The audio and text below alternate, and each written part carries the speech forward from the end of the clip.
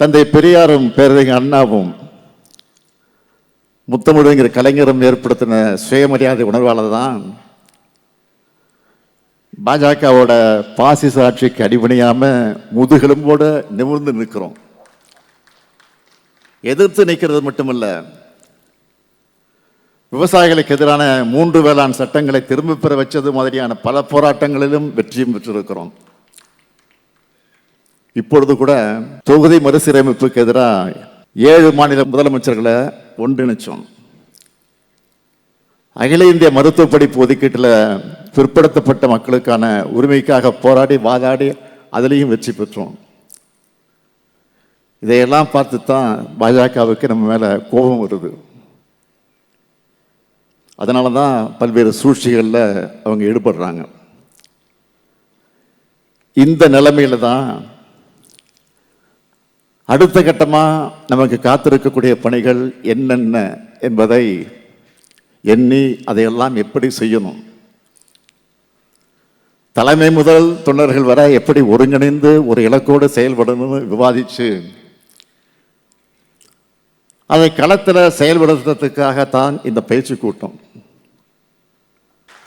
2026 நடக்க இருக்கக்கூடிய ஜனநாயக தேர்தல் தமிழ்நாட்டினுடைய எதிர்காலத்தை நிர்ணயிக்கிற தேர்தல்.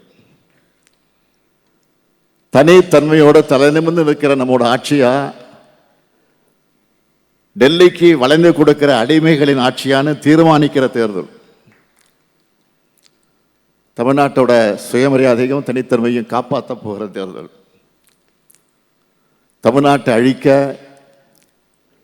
இன எதிரிகளும் தமிழ் துரோகிகளும் நேரடியாக மறைமுகமாக வராங்க. இவங்களை வீழ்த்தி நம்முடைய மண், மொழி, மானத்தை நாம் காக்கணும். அதுக்காகத்தான் திமுக கூட்டணி அனைத்து தொகுதிகளையும் கைப்பற்றணும் தொடர்ந்து நான் சொல்லிக்கிட்டு இருக்கிறேன். தமிழ்நாடு இப்போ சமூக அரசியல் பொருளாதார படையெடுப்பை சந்திச்சுக்கிட்டு இருக்கு. தமிழ்நாட்டுக்கு எல்லா வகையிலும் அநீதி இழைக்கப்படுது. இந்தியின் பேரால, சமஸ்கிருதத்தின் பேரால, ஜிஎஸ்டியின் பேரால, புதிய கல்விக் கொள்கையின் பேரால, நீட் தேர்வால், சட்டங்களால், உத்தரவுகளால், ஆளுநரால் என தொல்லை மேல் தொல்லை கொடுத்துக்கிட்டு இருக்கிறாங்க. இது தமிழ்நாட்டு மேல தொடுக்கப்படக்கூடிய தாக்குதல். இந்த தாக்குதலை முறியடிக்கிற வல்லமை நமக்குத்தான் இருக்கு. பாஜகவினுடைய பகல் கனவு திமுக இந்த மண்ணில் இருக்கிற வர அந்த பகல் கனவு நிச்சயம் நிறைவேறாது. அவங்களுக்கும் அது நல்லா தெரியும். ஆனாலும் புதுசு புதுசாக குறுக்கு வழியில் தேடுறாங்க. எஸ்ஐஆர் எனப்படக்கூடிய சிறப்பு தீவிர வாக்காளர் பட்டியலை திருத்தத்தை தமிழ்நாட்டில் அடுத்த வாரத்திலிருந்து நடைமுறைப்படுத்த போறதா இந்திய தேர்தல் ஆணையம் அறிவிச்சிருக்கு. இதை காட்டி மிரட்டுறாங்க. இதுக்கெல்லாம் நாம பணிய மாட்டோம். இங்க அவங்களுடைய பாட்சாலாம், அதில் குறிப்பாக RSS உடைய பாட்சாலாம் எதுவும் பலிக்காது. சட்டமன்ற தேர்தலை எதிர்கொள்கிற பீகார் மாநிலத்தில் ஏறத்தாழ 65 லட்சத்துக்கு அதிகமான மக்களுடைய வாக்குரிமையை இதே சிறப்பு தீவிர வாக்காளர் பட்டியல் திருத்தத்தின் மூலம் தேர்தல் ஆணையம் பறிச்சிருக்கு. இதை தொடக்கத்திலே நாம கண்டிச்சோம். தமிழ்நாட்டிலையும் அதே குறுக்கு வழியை பயன்படுத்த ஒன்றிய பாஜக அரசு தனது கைப்பவையா தேர்தல் ஆணையத்தை பயன்படுத்த முயற்சி செய்துன்னு அப்பவே சொன்னேன். உழைக்கும் மக்கள், பட்டியலினத்தவர், சிறுபான்மையினர், பெண்கள் உள்ளிட்டவர்களின் பெயர்களை எல்லாம் எஸ்ஐஆர் மூலமா வாக்காளர் பட்டியலிருந்து நீக்கிட்டா பாஜகவும் அதன் கூட்டணியான அதிமுகவும் வெற்றி பெற்றலான்னு கணக்கு போடுறாங்க. அதாவது நேரடியாக தேர்தல் களத்தில் மக்களை சந்திக்கிற தெம்போ திராணியோ இல்லாதவங்க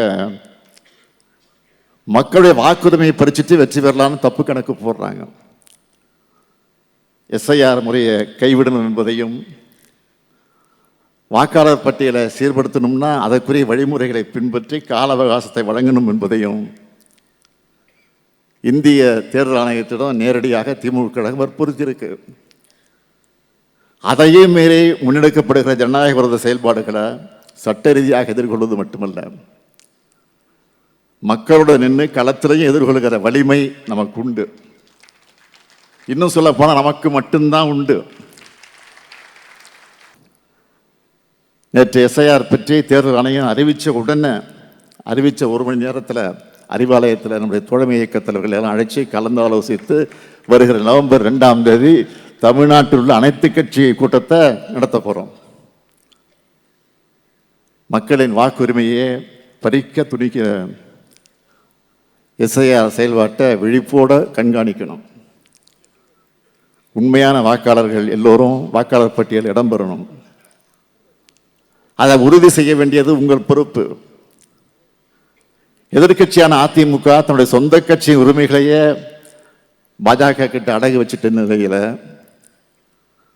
மக்களுடைய உரிமைகளை பற்றி கவலைப்பட அதுக்கு நேரம் இருக்காது.